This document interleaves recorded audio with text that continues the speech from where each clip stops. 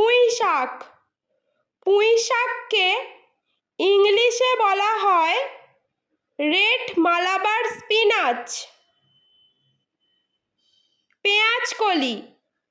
পেঁয়াজকলিকে ইংলিশে বলা হয় স্প্রিং অনিয়ন।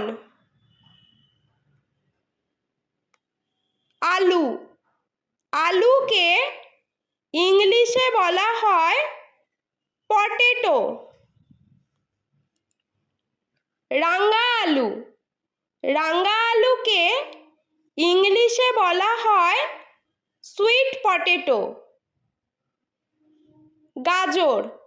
গাজরকে ইংলিশে বলা হয় ক্যারট। ব্রোকলি। ব্রোকলিকে ইংলিশে বলা হয়